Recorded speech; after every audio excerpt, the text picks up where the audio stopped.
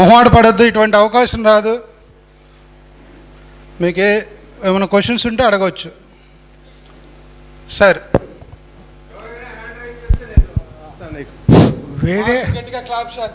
వేరే సభల్లో అయితే అందరికీ డౌట్లు వస్తాయి. ఇక్కడ ఉన్న వాళ్ళందరూ ధ్యానులు, జ్ఞానులు, వీళ్ళకి ఎక్కడి నుంచి డౌట్లు వస్తాయి? గురుగారు నమస్కారం అండి. గురువులు ఎందుకు జీవ సమాధి అవుతారు? గురువులు ఎందుకు జీవ సమాధి అవుతుంటారు? జీవ సమాధి దాని అనుకున్న పర్పస్ ఏంటి? అందరూ జీవ సమాధి కారు, కొందరు అవుతారు. జీవ సమాధి అవ్వడంలో వాళ్ళ లక్ష్యము ఆ శరీరం అక్కడ లోపల ఉండి అది కొన్నాళ్లకు పోతుంది. వాళ్ళ శక్తి విశ్వవ్యాప్తమవుతుంది. ఉపాధిలో ఉన్నప్పుడు వాళ్ళకు కొన్ని లిమిటేషన్స్ ఉంటాయి. వాళ్ళ ఆరా కూడా కొంతవరకే ప్రయాణిస్తుంది. మిగతా వాళ్ళ ఆరాలను వాటిని డిస్టర్బ్ చేస్తాయి. ఇప్పుడు నేను ఈ మాత్రం సేవ కాదు, అనంత సేవ చేయాలా అనుకున్నప్పుడు ఆ ఉపాధిని జీవసమాధి అనే రూపంలో వదిలేస్తారు. ఉదాహరణ, షిరిడి సాయిబాబా ఆయన బతికి ఉన్న కాలంలో ఆయన గురించి తెలిసిన వాళ్ళు మహారాష్ట్రలో కొంతమంది మాత్రమే. ఆయన దేహం వదిలేసినాక ఈరోజు వీధికి 2 సాయిబాబా గుళ్ళు. ది సేమ్ రమణ మహర్షి ఆ కొండ మీద ఉన్నప్పుడు తెలిసినప్పుడు కొంతమందికి. ఆయన శివైక్యం చెందినాక ఆ బ్రటన్ అనే ఇంగ్లీష్ ఆయన గురించి పరిచయం చేసినాక ఈ పొద్దు రమణ మహర్షి తత్వం అంత విశ్వవ్యాప్తమైంది. వాళ్ళు అటువంటి సంకల్పం పెట్టుకొని కొంతమంది అట్లా అవుతారు. మరి ఇంకొంతమంది వాళ్ళ శిష్యులు ఉంటారు. నువ్వు పోతే ఎట్లా, ఎవడైనా పోవాల్సిందే. వీళ్ళ దిక్కుమాలిన గోల తట్టుకోలేక, ఒరే నేను ఇండియా ఉండదా, మీరేం బాధపడకండి, నన్ను చూసుకోండి అని వాళ్ళ లోపల వాళ్ళు ఎదురుగానే కూర్చుంటారు సాక్ష్యంగా. వాళ్ళకు ఒక ధీమా, మా గురువు మాతో ఉన్నాడు అని. అంతే. Thank you. జై శ్రీమన్నారాయణ. Same thing. ఇప్పుడు సాయిబాబా ఎట్లనో, రమణ మహర్షి ఎట్లనో, మన పత్రిజీ గారు కూడా. నేను అందుకే ఎక్కడ ఒప్పుకోను. ఎక్కడ సభావేదిక పత్రిక కార్యక్రమం జరుగుతూ ఉంటే వేదిక మీద ఎంతమంది కూర్చొని ఉన్నా ఒక కుర్చీ ఎక్స్ట్రా పెట్టిస్తాను. అక్కడ పత్రి ఉన్నాడు అన్నది నా భావన. ఎందుకంటే ఆయన పత్రి ఎప్పటికీ ఉంటాడు. భూలోకంలో శివుణ్ణి పూజించే బిల్వ పత్రి ఎంతవరకు ఉంటుందో పత్రి కూడా అంతవరకే ఉంటుంది. ఆడెవడో బీహార్లో ఒకడు ఉండేడు, లాలూ ప్రసాద్ యాదవ్ అని. లాలు అని అందరూ పిలుస్తారు అని. వాడు ఏమనేవాడంటే, జబ్ తక్ దునియా మే రహేగా ఆలు తబ్ తక్ రహేగా లాలు అంటాడు. ఆలు అంటే ఉల్లగడ్డ. వాడు ఎంత దురాశపరుడు. ఆవుల గడ్డి దగ్గర కూడా డబ్బులు తినే దుర్మార్గుడు. వాడి ఆశలు ఎట్లుంటాయి, కానీ ఆశయాలు ఎట్లుంటాయి. పత్రిజీ గారిది కానీ, రమణ మహర్షిది కానీ, సాయిబాబాది కానీ ఆశయాలు లోకా సమస్త సుఖినో భవ అనే ఆశయాలు. ఇప్పుడు మనకు కర్తాల్లో ఆయన విశ్రాంతి స్థలం ఉంది, అత్యద్భుతంగా నిర్మాణం కాబోతూ ఉంది. ఇప్పుడు కొంతవరకే అయినా మొన్న జరిగిన కార్యక్రమానికి, పిరమిడ్ లోపల కార్యక్రమానికి 1000 మంది ఉంటే 600-700 మంది ఆ సమాధి చుట్టే ఉన్నారు. వాళ్ళ వైబ్రేషన్స్ అంత శక్తివంతమైనవి. అటువంటి వాళ్ళతో మనం రాసుకొని పూసుకొని తిరిగితే ఈ ఇనుముకు కూడా అయస్కాంతం కొంత దొరుకుతుందేమో. ఆ ఉద్దేశంతోనే జీవ సమాధుల దగ్గరికి జనాలు ఎక్కువ పోతూ ఉంటారు. ఆ వైబ్రేషన్స్ ఉంటాయి. జై శ్రీమన్నారాయణ. థ్యాంక్ యూ స్వామి. స్వామి, ఇంకో చిన్న ప్రశ్న. గిరి సాంప్రదాయం ఏంటి? కొండల్లో తిరుగుతూ ఉంటాం కాబట్టి గిరి అంటారు. సన్యాసుల్లో రకాలు ఉన్నాయి. గిరి, పురి, అరణ్యక, భారతి, సరస్వతి, తీర్థ, ఆనంద అన్ని రకాలు ఉన్నాయి. వాళ్ళ లక్ష్యాలు ఉంటాయి. ఇప్పుడు శంకరాచార్యులు స్థాపించింది 4 వేదపీఠాలలో ఉన్నటువంటి 4 వేద వాక్యాలను లోకంలోకి తీసుకొని పోవడం. అది శంకర పీఠాలు చేస్తాయి. సరస్వతి, భారతి అనే వాళ్ళు వేద పాఠశాలలు పెడుతూ ఆ పిల్లలను వృద్ధిలోకి తీసుకొని వచ్చే ప్రయత్నాలు చేస్తూ ఉంటారు. అరణ్యక, వాళ్ళ అడవుల్లోనే ఉంటారు, లోకహితం కోరుతూ ఉంటారు. లోకహితం కోరబట్టే విద్యారణుల వారు హరిహర రాయలు బుక్కరాయలను పక్కన పెట్టుకొని తన శక్తితో అంత పెద్ద సామ్రాజ్యం చేయగలిగారు. శక్తి ఆయనది, హరిహర బుక్కరాయలది కాదు. అట్లా అరణ్య సాంప్రదాయం, అట్లాగానే తీర్థ, అట్లాగానే మాది గిరి. హిమాలయాలలో గిరి సాంప్రదాయం ఎక్కువ. మీ ఆంధ్ర వైపుకు దాన్ని పరిచయంలోకి తీసుకుని వచ్చిన వారు శ్రీమాన్ మలయాళ స్వామి వారు. అక్కడ నుంచి గిరి సాంప్రదాయము బ్రహ్మాండంగా వ్యాప్తి చెందింది. ఆయన కూడా ఆశ్రమం స్థాపించారు, వేద విద్యను బోధించారు. వాళ్ళందరి లక్ష్యం ఏంటంటే లోకానికి ఉత్తమ తత్వాన్ని బోధించడం. స్వామీజీ, చాలామంది మిమ్మల్ని చాలా రకాలుగా ప్రశ్నలు అడగాలని వీళ్ళుతున్నారు. అందుకని అడిగిన ప్రశ్నకి చెప్పాలంటే అర్ధగంట అని చెప్పొచ్చు, కానీ క్లుప్తంగా చేస్తే మిగతా వాళ్ళు కూడా ఛాన్స్ ఇవ్వండి. Okay, sorry. రా బాబు రా. ఇంకా నెక్స్ట్ కూడా రెడీగా ఉండండి. హ్యాండ్ చేయండి. గురూజీ నమస్కారము. పరమ గురువుల చైతన్యమే విశ్వశక్తి అంటారు, ఇది నిజమేనా? పరమ గురువుల చైతన్యమే విశ్వశక్తి అంటారు. చైతన్యం నీలో ఉంది, నాలో ఉంది, నీకు నాకు మధ్యను ఉంది. ఒక పరమ గురువు ఏర్పడి ఆ చైతన్యం ఇట్లా ఉంటుంది అని అందరికీ తెలియజేస్తాడు. ప్రత్యేకించి వాళ్ళలో ఇంకొక అడిషనల్ చైతన్యం ఉండదు. ఆ చైతన్యం ఉద్దీపమవుతుంది. ఒక జ్యోతి ఉంటుంది, కొంచెం పుల్ల పెట్టి పైకి తీసామంటే ఆ జ్యోతి ప్రకాశవంతంగా వెలుగుతుంది. మనము వెలిగే జ్యోతులమే, అవి మహాప్రకాశంగా వెలిగే జ్యోతులు. వినేందుకు మధ్యలో అందరికీ నమస్కారం అండి. హరి ఓం. నా ప్రశ్నల్లో 3 సబ్ ప్రశ్నలు అనుకోండి. ఒకటి, ఆత్మ సాక్షాత్కారం అంటారు. అసలు ఆత్మ సాక్షాత్కారం అంటే ఎలా కలుగుతుంది? ఇంకోటి, ఆత్మశుద్ధి అంటారు. ఆ శుద్ధి చేసుకోవడం అంటే ఏంటి? మూడవది, శ్వాస మీద ధ్యాస, ఆత్మే పరబ్రహ్మం అని రాశారు కదా. ఆ శ్వాస మీద ధ్యాస పెట్టడం వల్ల మనసును కంట్రోల్ చేయడం అవుతుందా, మనసును కంట్రోల్ చేయడం అవుతుందా? అంటే మనిషి మెదడునా, సబ్కాన్షియస్ మైండ్నా, లేదంటే మనసునా? దేన్ని కంట్రోల్ చేస్తాము? దానివల్ల ఈ ముక్తి మార్గం కానీ మనకు జరిగే మంచి సానుకూలమైన ఆలోచనలు కానీ ఎలా ప్రభావితం అవుతాయి? అది నా ప్రశ్న. ఆత్మశుద్ధి అంటే నాకేం అర్థం కాలేదు, కానీ ఆత్మ ఎప్పుడూ శుద్ధమే. ఆత్మ సాక్షాత్కారము అని ప్రయత్నం అంటున్నాం. నేను ఈ దేహము కాదు, ఈ దేహాన్ని పంచకర్మేంద్రియ జ్ఞానేంద్రియాలను, పంచకోశాలను, మనోబుద్ధి చిత్తాహంకారాలను కూడా వెనక ఉండి నడుపుతున్న ఒక అద్భుత శక్తి లోపల ఉంది. ఈ దేహము నేను కాదు, ఆ శక్తి నేను అని గుర్తించడం ఆత్మ సాక్షాత్కారం. గట్టిగా చప్పట్లు.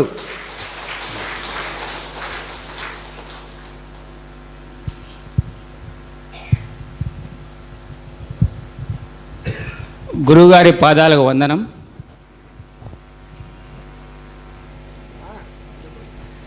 మిమ్మల్ని చూడడానికి అదే పనిగా జమ్మలమూడి నుంచి ఇక్కడికి వచ్చాను ప్రధానంగా. ఒక వ్యక్తిలో ఆరా ఎంతవరకు ఉందని సామాన్య వ్యక్తులు గమనించగలరా? నాలో ఎంతవరకు ఆరా ఉందో తెలియజేయగలరు? కొంపదీసి మీ ఆరా చెప్పాను అనుకోండి, ఇంకా అందరూ లైన్గా నా ఎదురుగా నిలబడి నాది ఎంత ఉంది, నాది ఎంత ఉంది అంటారు. 2 రోజులు ఇదే సరిపోయింది. ఇప్పుడు మన శరీరంలో షట్చక్రాలు, 7వ చక్రమైనటువంటి సహస్రారము సూర్యుని 7 రంగులకు ప్రతీక. అవి మనలో నుంచి ఆ కళలను బయటికి పంపుతూ ఉంటాయి. ఆ వ్యక్తి ఇరుక్కున్న సమస్యలను బట్టి, ఆ వ్యక్తి మనస్సు స్వచ్ఛంగా ఉంటే ఈ ఆరా అనేది 1.5 అడుగు దూరం వరకు విస్తరించి ఉంటుంది. ఒకసారి కొంచెం స్వామి ఏమో క్లుప్తంగా చెప్పమన్నారు, మీరేమో ఇంత ఇట్లా ఈ జటిలమైన ప్రశ్నలు వేస్తూ ఉన్నారు, కొంచెం చెప్పాల్సే వస్తుంది. పుట్టపర్తి సాయిబాబా ఒకసారి ఉపన్యాసం చేస్తా అంటే అప్పుడప్పుడే ఈ ఆరా మిషన్లు వచ్చిన కాలం. ఆయన్ను ఆరా తీయాలని ఒక ఆయన ప్రయత్నం చేశాడు. 200 కిలోమీటర్ల వరకు వాని కెమెరా తిప్పుతా అంటే ఆరా పోతానే ఉంది. పుట్టపర్తి సాయిబాబాది. అది వేరే విధానం. ఆయన ఒక భగత్ స్వరూపం.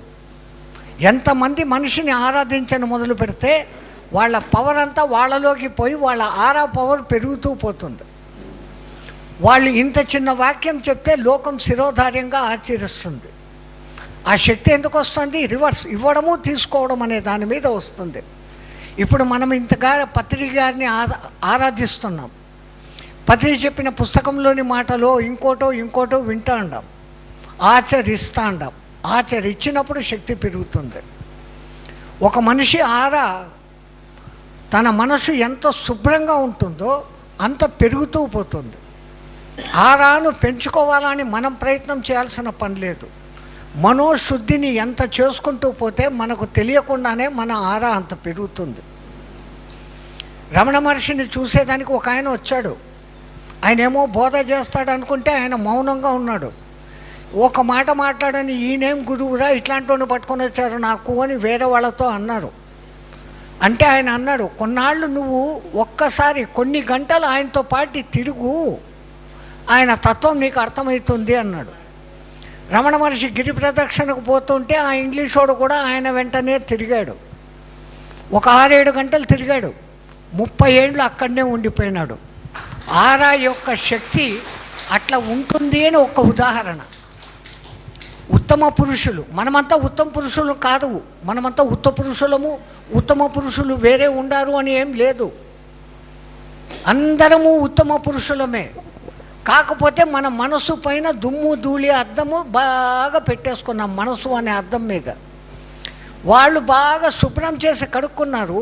శుభ్రమైన అద్దం యొక్క రిఫ్లెక్షన్ ఎట్లనో ఆరా యొక్క రిఫ్లెక్షన్ అట్లా. చప్పట్లో గట్టిగా. గుడ్ ఆఫ్టర్నూన్ స్వామి. స్వామి, మామూలుగా సహస్ర అన్నారు కదా స్వామి, ఆ సహస్ర అనే చక్రము ఓపెన్ కావడానికి ఇప్పుడు మంత్రము, యంత్రము, తంత్రము ఇవి ఉన్నాయని చెప్పున్నారు కదా స్వామి. ఇప్పుడు వాటిని ఏ విధంగా యూజ్ చేయాలి, మనం దాన్ని సాధించడానికి ఏ విధంగా మనం మన బాడీని నిర్మించుకోవాలనేది చెప్పండి సార్. చక్రయోగ సాధన అని ఉంది, కుండలిని యోగ సాధన అని ఉంది. అది నిష్టగా తెలిసి సాధన చేస్తున్న గురువులను మనం ముందు పట్టుకొని, ముందు అసలు ఈ చక్రాలంటే ఏమి, ఎట్లా పనిచేస్తాయో ముందు మనం తెలుసుకొని వాళ్ళు ఇచ్చిన ఇన్స్ట్రక్షన్స్ ప్రకారము సాధన చేసుకుంటూ పోతే మీలో ఉన్న చక్రాల దర్శనం అవుతుంది, సహస్రాల దర్శనము అవుతుంది. అక్కడ ఉన్న ఆ బ్రహ్మరంధ్రము అనేది కూడా మీకు అర్థమవుతుంది. ఉండాల్సింది ఒక తెలిసిన గురువు దగ్గర కొన్నాళ్ళు శిష్యరికం చేసి నేర్చుకోవడం.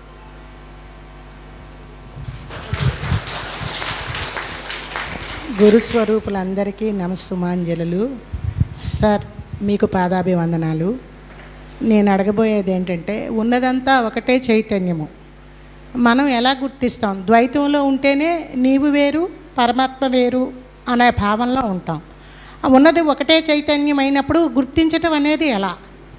అది నెక్స్ట్. ఇంకోటి ఏంటంటే సవికల్ప సమాధి, నిర్వికల్ప సమాధి. ఎక్సలెంట్, ఇది బాగుంది. అది గాలి పీల్చుకోవడం వదలడం, చైతన్యం ఇక్కడ ఉందా అక్కడ ఉందా అంటారే. సర్వవ్యాపి అయిన ఆ పరమాత్మ ఒక్కడే కదా, నీలో నాలో అంతటా సూది మన మోపనంత వరకు వ్యాపించి ఉన్న ఆ పరమాత్మ సత్యము చైతన్యము అయినప్పుడు ప్రత్యేకించి మనం గుర్తించేదేమి ఉంది? ఎక్సలెంట్. అందుకే గుర్తించాల్సిన అవసరము నేను చెప్పబోతున్నాను. మీరు అదే మాట అన్నారు. మీరు గాలి పీలుస్తున్నారు, ఆ చెట్టు గాలి పీలుస్తుంది, జంతువులు గాలి పీలుస్తున్నాయి. ఆ గాలి ఎక్కడుంది? మీకు నాకు మధ్య ఉంది, మన చుట్టూ ఉంది, మన లోపలికి వచ్చి పోతూ ఉంది. తో దాన్ని ప్రత్యేకించి గుర్తించాల్సిన అవసరం లేదు. సర్వం చైతన్యమయం, కణము చైతన్యమయం. అది కాదు కావాల్సింది. తర్వాత అడిగారు మీరు, అది దాని గురించి కొంచెం ఆలోచించాలి. తర్వాత ఏమడిగారు మీరు? ఇప్పుడు నేను ఒక 3 గంటలు ధ్యానంలో కూర్చుంటాను అని కూర్చోవడం సవికల్ప సమాధి. ధ్యానంలోకి వెళ్ళిపోయి దినాలు గడిచిపోయినాయా తెలియని స్థితిలోకి వెళ్ళిపోవడం నిర్వికల్ప సమాధి. ధ్యాన స్థితి సంకల్ప స్థితిలో ఉన్నప్పుడు దిక్కుమాలిన ఆలోచనలు బుడక్కని ఎప్పుడో ఒకసారి వచ్చి సస్తాయి. కానీ నిర్వికల్ప సమాధిలో ఉన్నప్పుడు ఎట్టి ఆలోచనలు రావు రావు రావు.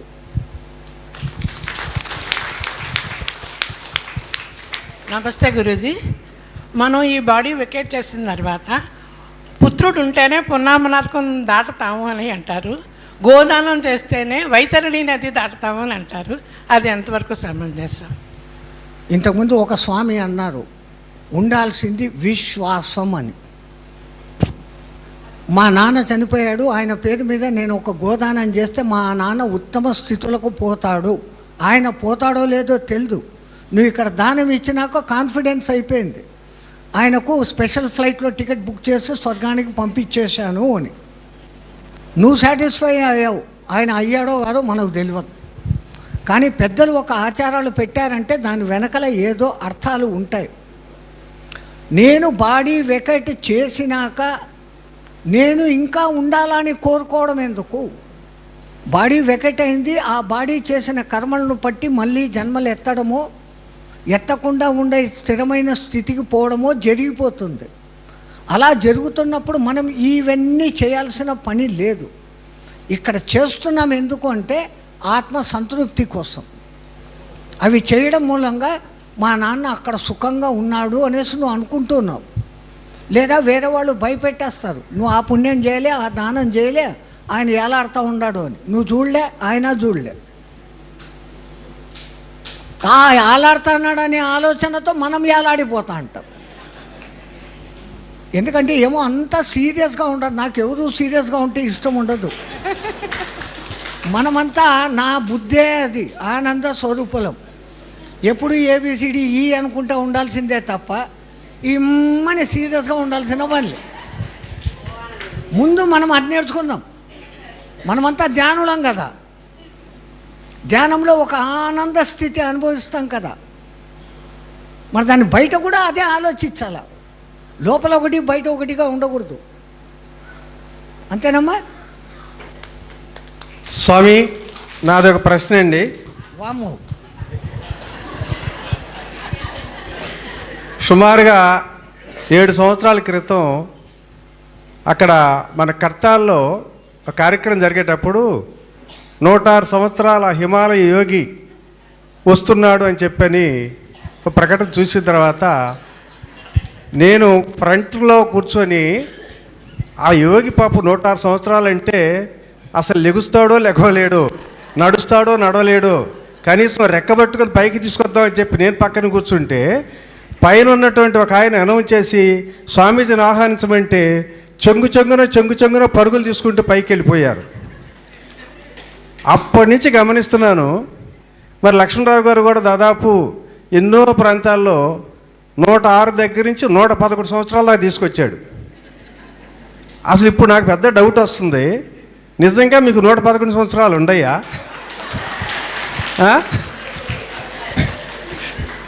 అసలు ఇది సహజ శరీర ధర్మం ఏంటంటే ఉండకొందుకి క్షీణిస్తుంది శరీరం. నేను మిమ్మల్ని 7 సంవత్సరాల నుంచి గమనిస్తున్నాను. ఏమాత్రం గత సంవత్సరం కన్నా ఈ సంవత్సరం ఇంకా శరీరం ఇంకా మంచి నవయవనంగా కనపడుతుంది. ఏంటి ఇందులో ఉన్న సృష్టి రహస్యం? ఈ రహస్యాన్ని ఛేదించాలి ఈరోజు. ఒక్కసారిగా ఇంత దిష్టి పెట్టేసావయ్యా. సాధన ద్వారా శరీరాన్ని నిలుపుకోవచ్చు. ఇప్పుడు మన మధ్యలోనే ఒక వైద్యులు ఉన్నారు, కాయకల్ప చికిత్స అనేది కూడా తెలిసిన మహానుభావుడు. తర్వాత మధ్యాహ్నం క్లాస్కో ఎప్పుడో రాబోతారు, మన మధ్యలోనే ఉన్నారు, స్టేజ్ మీదకి వస్తారు. మన ఆయుర్వేదంలో అధర్వణ వేదానికి ఉపవేదం ఆయుర్వేదం, ఆయువును గురించిన వేదం. దాంట్లో కాయకల్ప చికిత్స లాంటివి ఉన్నాయి, యోగ సాధన పద్ధతులు ఉన్నాయి, ప్రాణాయామ పద్ధతులు ఉన్నాయి. వీటి ద్వారా ఈ కట్టెను కావాలంటే ఎన్నాళ్ళైనా పెట్టుకోవచ్చు. నేను పెట్టుకున్నాను అన్న గర్వం వచ్చిందంటే కట్టె కూలిపోతుంది. నేను వాడి చేతిలో ఒక పాత్రను, ఆయన నడిపిస్తున్నాడు, ఆ జగన్నాటక సూత్రధారి, నేను నడుస్తున్నాను అని భారం ఆయన మీద వేసేసి ఆయన నా చేత ఏ కర్తవ్యాలు నిర్వర్తిస్తాలో అది నేను చేసుకుంటూ పోతున్నంత కాలము నేను ఇట్లే ఉండగలను. నేనే కాదు, ప్రతి ఒక్కళ్ళు ఇట్లా అనుకున్న వాళ్ళు అట్లే ఉండగలరు. మీరేమో మా గురించి 7 ఏళ్ల నుంచి నిన్ను చూస్తున్నాం అట్లే ఉన్నాను అన్నవే, 7 ఏళ్ల నుంచి నేను మిమ్మల్ని చూస్తాండ, లక్ష్మణరావును చూస్తాండ, మిమ్మల్ని చూస్తాండ, ఈ జక్కా గారిని చూస్తాండ. ఎవరు మారినారయ్యా మీరు? నన్ను మట్టుకు పట్టుకొని ఏలాడది పెడుతున్నారు. స్వామీజీలాగా ఎంతమంది ఉండాలనుకున్నారు? చేతులు ఎత్తండి ఒకసారి. అంతేనా? సగం మందేనా? మిగతా వాళ్ళకి అవసరం లేదా? ఓకే, గట్టిగా స్వామీజీకి మరొకసారి ధన్యవాదాలు తెలియజేద్దాం. ఆయనకు తెలుసు, నేను చేస్తాను, నాకేమవసరం. నమస్తే స్వామీజీ, నాదొక చిన్న ప్రశ్న. అదే, ఇప్పుడు దేహ త్యాగం తర్వాత ఆత్మ పరమాత్మలో కలిసిపోయిందని, పంచభూతాల్లో కలిసిపోయిందని చెప్తారు. మరి ఇది పునర్జన్మ సిద్ధాంతాన్ని ఎలాగా రెండూ కలుస్తాయో నాకు అర్థం కాలేదు, దయచేసి. ఆత్మ దేవుడిలో కలవాలా అంటే మోక్ష సాధనలు ఎన్నో చేస్తే తప్ప ఈ ఆత్మ దాంట్లో కలవదు. ఎందుకంటే ఇంతకుముందు జన్మలలో చేసిన జన్మ పాపాలు, కర్మలు, ఆ వాసనలు అనేది ఈ ఆత్మకు అంటుకొని ఉండడం మూలంగా, రుణానుబంధాల కారణంగా ఈ ఆత్మ పునరపి జననం పునరపి మరణం అని అంటుంది. సాక్షాత్ శంకరాచార్యులే, అద్వైతాన్ని బోధించిన శంకరాచార్యులే జన్మలు ఉన్నాయన్న సంగతి చెప్పేశారు. పునరపి జననం పునరపి మరణం పునరపి జనని జఠరే శయనం అని. తో ఎందుకు ఈ జన్మలు ఇట్లా కలుగుతున్నాయి అంటే పరిపక్వత ఒక్క జన్మలో మనం పొందలేకపోవడం మూలంగా, మన ఆయుష్ ప్రమాణం కలియుగంలో ఇంతగా తగ్గిపోవడం మూలంగా. పూర్వకాలము వాళ్ళు వందల సంవత్సరాలు బ్రతకగలిగి సంపూర్ణమైనటువంటి మనోనిశ్చలత స్థితికి వచ్చేసినప్పుడు ఎక్కడైతే మనసు పనిచేయదో అక్కడ శుద్ధమైన ఆత్మ మాత్రమే ఉంటుంది తల్లి. ఈ మనసు చేసే గోల అంతా మా ఆత్మ మీద కూడా కొంచెం అంటుకుంటుంది. ఇంకువకు గుడ్డ అంటూ వాసన అంటారు కదా మీరు, అట్లా ఇంగు అయిపోయినా ఆ గుడ్డకు వాసన ఉంటుందే, అట్లాగానే ఈ కట్టెను వదిలేసిన ఇన్నాళ్ళు ఈ కట్టెలో ఉన్నటువంటి ఆత్మకు ఆ వాసనలు అంటుకుంటాయి. అందుకే యాతనా శరీరం అనేది, ఆనంద శరీరం అనేది ఇచ్చి స్వర్గదుఖాల ఆసన చూపిస్తారు. ఒక్క జన్మలో జన్మరాహిత్యం అనేది అంత సులభమైన వ్యవహారం కాదు. పూర్వజన్మలో ఎంతెంతో సాధన చేసిన వాళ్ళు మాత్రమే ఇంకొకసారి కడసారి జన్మ ఎత్తి జన్మ లేని జన్మరాహిత్య స్థితికి పోతారు. మళ్ళీ దీనికి ఉదాహరణ శ్రీమాన్ రమణ మహర్షి. ఆయన తర్వాత ఎవరిని వారసుడిగా పెట్టలేదు. ఆయన ఇంతకుముందు 90 మెట్లు ఎక్కేసి వచ్చారు. 12-13 ఏట ఆయనకు స్విచ్ ఆన్ అయింది. నువ్వు చేరాల్సిన చోటుకి చేరి చేయాల్సిన మిగతా సాధన చేసుకొని వచ్చేయి అని. ఆయన అట్లే చేశాడు, అట్లే వెళ్ళిపోయాడు. రమణ మహర్షి మళ్ళా కొంతమందికి కనపడి ఉండొచ్చు, సాయిబాబా కొంతమందికి కనపడి ఉండొచ్చు. ఎందుకు కనపడుతూ ఉండరు? వీళ్ళ బలీయమైన ఫీలింగ్, వీళ్ళ ఆలోచన ఎంత బలంగా ఉంటే వాళ్ళు ఆ విధంగా మీకు కనపడతారు. యద్భావం తద్భవతి. గురుగారు నమస్కారం. గురుగారు నమస్కారం. పవిత్రత, మధ్య మార్గం, మాయా, భగవద్గీతలో అతి అంటారు కదా, వీటి యొక్క ప్రభావం ఈ నాలుగిటి గురించి చెప్పండి. పవిత్రత, మధ్య మార్గం, మాయా యొక్క ప్రభావం, అతి అంటారు కదా, ఈ నాలుగిటి యొక్క మాయా ప్రభావం. మాయా ప్రభావం, పవిత్రత, మధ్య మార్గం, అతి. అద్భుతమైన ప్రశ్న. ఇప్పుడు చాలామంది మధ్య మార్గంలో పోవాలనే చూస్తూ ఉంటారు. వాడితో నాకెందుకు వచ్చిన గోల అబ్బా, వాడిని ఊరికి అంటగట్టానంటే వాడు మళ్ళీ నన్ను ఏమన్నా అంటాడు, నా దారిలో నేను పోతా, వాడి దారిలో వాడిపోతాను అనుకునేవాళ్ళు కొంతమంది ఉంటారు. వాటన్నిటికన్నా మించి పవిత్రత ముఖ్యం. లోపల ఏమనుకున్నామో అదే చెప్పాలా, ఏం చెప్పామో అదే చెయ్యాలా. మనసా వాచ కర్మణ్యేవా ఒకే దారిలో ఉన్నప్పుడు ఆ పవిత్రత ఒక్కటి చాలు. మిగతా ఏది అవసరం లేకుండా మనం వానికి ప్రీతిపాత్రులం అవుతాం. ఈ మధ్య మార్గంలో పోతున్నామంటే డౌటింగ్ క్యారెక్టరు.